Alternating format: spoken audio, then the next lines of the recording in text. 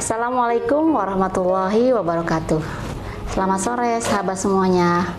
Alhamdulillahirrahmanirrahim. Pada sore ini kita bertemu dalam podcast kami, podcasting profesionalitas kami untuk kesehatan kita semua. Bagaimana kabar sore hari ini teman-teman semuanya? Semoga dalam kondisi yang sehat. Walaupun seperti kita ketahui bahwa belakangan ini memang terjadi peningkatan angka kesakitan pada beberapa populasi kesehatan masyarakat ya. Salah satunya yang saya tangani adalah pada populasi anak. Dan ternyata salah satu keluhan yang sering menjadi alasan berobat adalah selain demam, batuk pilek yang disertai oleh sesak napas.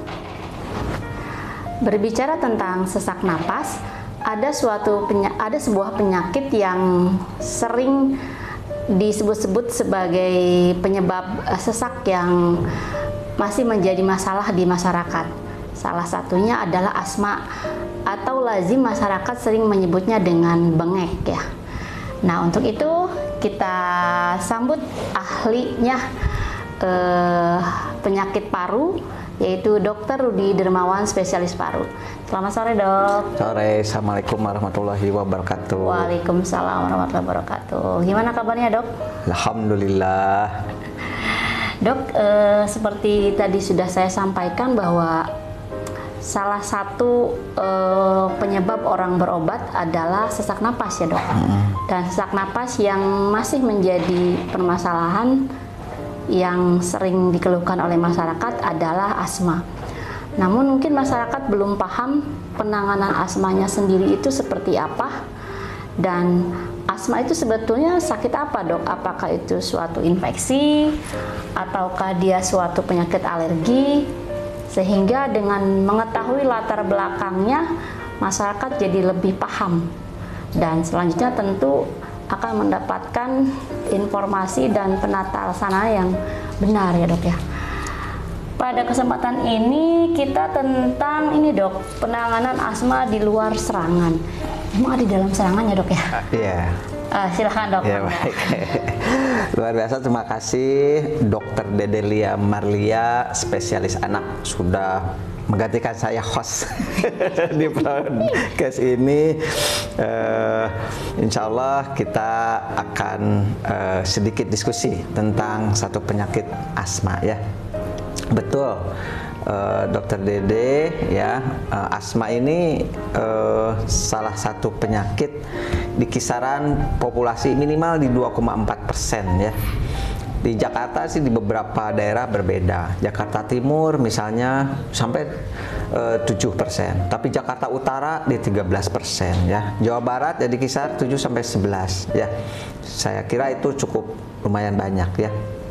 Nah, apa sih itu asma? Dia adalah satu penyakit heterogen ya, yang ditandai dengan peradangan menahun pada saluran napas ya. Artinya apa? Penyakit yang bisa bermacam-macam bentuk ya, heterogen. Bisa asma karena tercetuskan oleh olahraga. Asma yang terjadi pada kerja ya. Asma alergi, asma yang tercetuskan karena aspirin, dan banyak lain bentuknya ya. Ada asma pada orang tua ya, waktu kecil enggak timbul di orang tua, tapi turunan atau genetiknya adanya. Makanya GINA sebagai panduan dalam penelaksanaan asma, singkatannya itu Global Initiative for Asthma ya, itu menyebutkan sebagai satu penyakit heterogen, tetapi dia punya khasnya adalah peradangan atau inflamasi yang kronik atau menahun pada saluran nafas. Jadi, Dok, kalau yang sudah dokter sampaikan bahwa itu adalah penyakit heterogen, jadi bisa multifaktor maksudnya. Jadi dia infeksi bukan, atau infeksi, alergi iya juga, terus tadi ya beberapa faktor lain seperti lingkungan juga berpengaruh. Ya, jadi memang multifaktor. Betul, tadi faktor alergi, genetik, ada kelainan di kromosom berapa ya. Kemudian tapi tidak cuma itu aja gitu faktornya. Jadi dia dipengaruhi oleh juga lingkungan sebagai pencetus jadi untuk asmanya tadi ya. Oleh karena itu penanganannya ya tentu saja kita bagaimana si asma tadi inflamasinya atau peradangan tadi tidak terjadi ya. Kalau faktor genetiknya kan kita tidak bisa pengaruhi ya, karena dia sudah ada dalam tubuh kita. Tetapi yang lingkungan ini yang harus kita atur, kita kontrol seperti itu. Biar masyarakat lebih jelas nih dok. Jadi apa sih tanda-tanda bahwa seseorang itu sakit asma? Jadi sehingga kedepannya mereka udah, oh aku asma, atau oh mungkin saudara kami ada yang asma. Ya, jadi betul kenapa kita bahas asma di luar serangan, memang ada di luar serangan, di dalam asma dalam serangan. Nah ini penting sekali bahwa memang di masyarakat itu hanya tahu bahwa asma itu ketika ngik-ngik aja ya, sehingga dia seperti fenomena gunung es. Saya emang nggak asma karena memang tidak ngik-ngikan, padahal tidak itu saja. Bisa jadi dia sebetulnya sebagai pasien asma ya, tetapi tidak dalam serangan ya. Sekali-sekali cuma batuk aja, dada terasa sesak, terasa tertekan ya, napas nggak enak, padahal itu bagian dari asma. Jadi misalnya dia secara turunan, secara bawaan, secara genetik, kakeknya, ibunya, atau adik kakaknya ada yang asma ya. Dia sendiri tidak merasakan itu karena mungkin terkontrol ya. Tapi ketika dia merasa batuk-batuk aja, bisa jadi itu bagian dari asmanya ya. Nah, sekarang apa sih gejalanya? Ya tentu saja yang pertama, asma itu tadi peradangan pada saluran nafas ya. Dengan ada peradangan di saluran nafas itu, maka saluran nafasnya jadi sempit ya. Saluran nafas yang mana ya dok? Saluran nafas atas bisa sampai bawah ya. Nah, tergantung, kalau semakin atas juga terkena, maka semakin berat seperti ya. Ada yang cuma saluran nafas bawahnya saja gitu ya, yang ujung seperti ya. Mungkin sesaknya tidak terlalu sebenarnya. Atau tergantung jadi bagaimana si penyempitannya itu, atau istilah kedokterannya adalah obstruksinya. Derajat obstruksinya sampai mana ya. Derajat obstruksinya itu ya tergantung dari dua hal tadi. Penyempitan saluran nafasnya, yang kedua peradangannya tadi ya. Peradangannya bisa pada kelenjar mukosanya ya, pada sel otot polosnya misalnya. Tergantung dari besarnya peradangan dan penyempitannya tadi. Nah, kalau seandainya dia tidak menyempit, peradangannya sedikit, mungkin seseknya tidak berat ya, sehingga yang timbulnya ya cepat capek aja seperti itu ya, atau batuk-batuk, rasa tertekan dikit.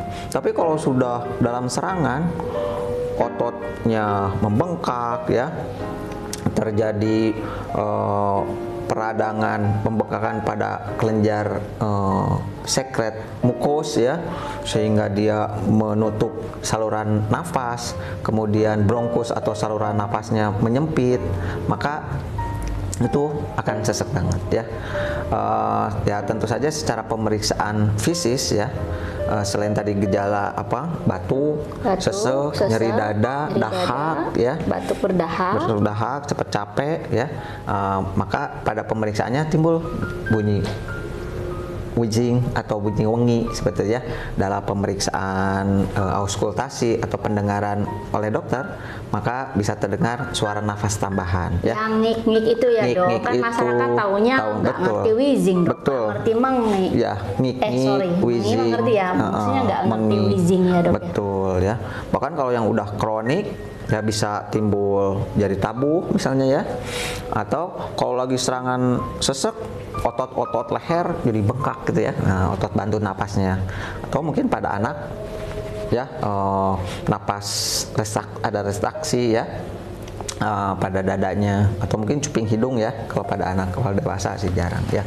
Atau kalau dia sudah kronik banget, maka bentuk dadanya pun bisa berubah jadi dada tong misalnya, atau barel misalnya, seperti itu ya.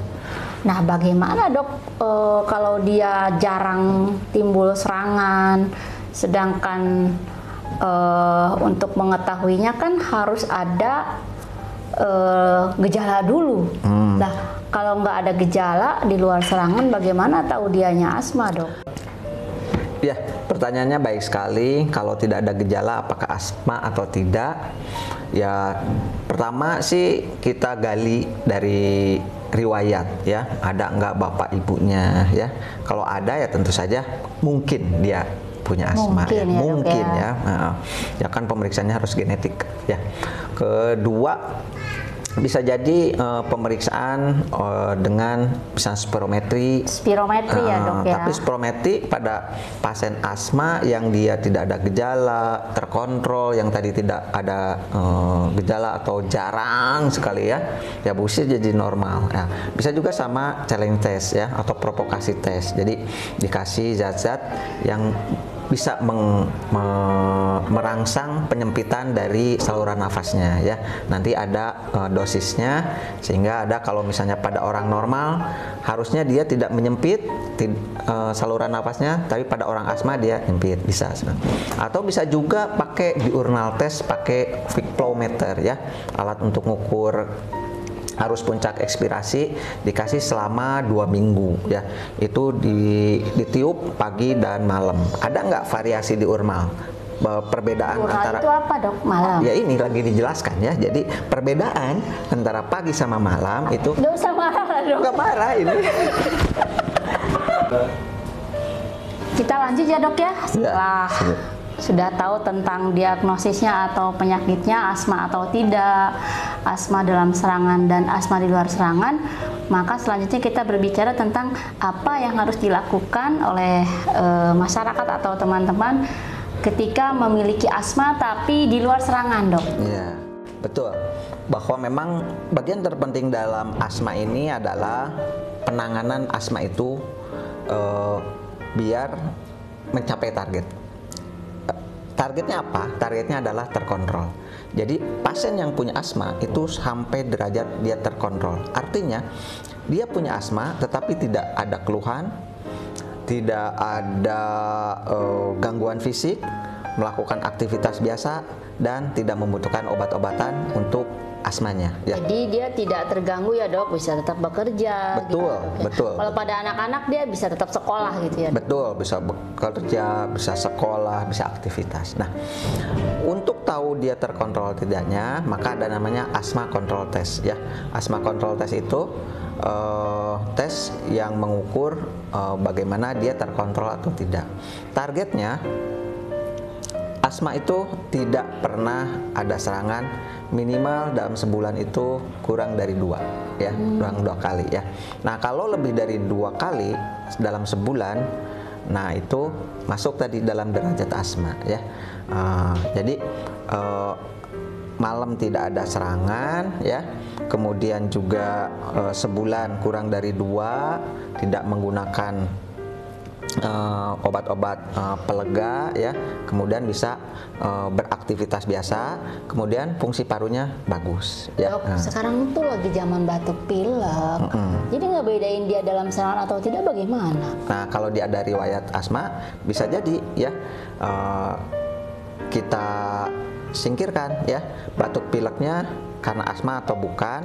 Kemudian dalam pemeriksaan fisik ya, kalau memang dia asma dalam serangan, tentu saja ada bunyi ekspirasi memanjang misalnya ya, atau ada bunyi ngik-ngik tadi, kemudian ada tes misalnya peak flow meter, spirometri misalnya ya, itu yang terjadi penurunan fungsi paru tadi ya.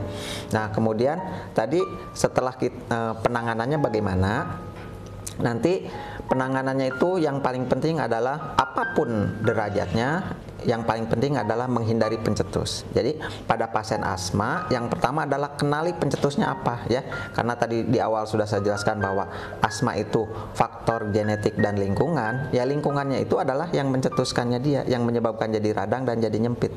Apa tuh yang paling sering, dok? Ya, yang sering itu yaitu tergantung orang ya. Tapi yang umumnya itu misalnya dingin ya, kemudian debu, stres, asap rokok, dok? Asap rokok, bener banget ya. Nah, nanti kita bahas tentang rokok ya.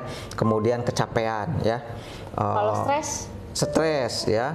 kemudian juga bisa makanan beberapa ya, tapi individual ya, tidak bisa ya. betul, tidak bisa di pastikan si ini pasti sama Jadi ini, nggak yang bisa. Nomor satu adalah menghindari faktor pencetus tadi. Misalnya kalau dia sering tercetuskannya sama debu, ya pakai masker, hindari debu, hindari asap rokok. Kalau dia di kamar tidur, mungkin debu-debu di kamar ya sering diempel seperti itu ya. Kemudian juga kalau di luar sering diempel pinggir jalan, diempel itu ya dibersihin. Emang nggak ada bahasa diempel? Oh, nggak ada apa tuh? Diempel. Aduh, salah sauti kan aku tahu. Orang yang penting ngerti kan diempel? Ada yang nonton, ada orang Papua dong. Oh. Kita sudah bertahan. Udah tuh jangan terlalu panjang, tapi Pak, ya waktunya udah lewat 10-15 menit nih. Oh iya. Udah. Sekarang yang keduanya. Yang kedua ya. Maksudnya tadi kan udah faktor penghindarannya. Ya udah, oke. Empel. Oh iya, oke. Yang kedua, sebetulnya ini buat pasien saya sih nantinya suara panjang, harusnya memang ini ya panjang, tapi nggak apa-apa. Yang kedua, selain tadi menghindari pencetus, maka menggunakan obat-obat pengontrol. Obat-obat pengontrol itu adalah, apakah semua asma dikasih obat pengontrol, Dok? yaitu kalau dalam yang tidak terkontrol, yang tidak terkontrol pakai asma control test. Artinya yang ada serangan lebih dari 2 kali, serangan malamnya masih ada, ya, dia masih menggunakan obat inhaler, fungsi parunya masih turun, nah itu pakai obat pengontrol, yaitu anti radang. Ya, anti radang bisa yang tablet, yang injeksi maupun yang inhalasi atau yang inhaler. Tapi yang terbaik adalah obat pengontrol anti radang yang inhalasi atau inhaler ya. Kenapa? Karena satu dosisnya kecil. Yang kedua, dia langsung ke paru, langsung ke targetnya. Dengan langsung ke paru, maka efek sampingnya pun menjadi sangat minimal ya. Untuk pengontrol sendiri itu diberikan biasanya berapa lama, Dok? Tergantung tadi dia berada di posisi mana persisten derajat asmanya tadi. Pada prinsipnya dia dievaluasi per bulan ya, nanti per bulan.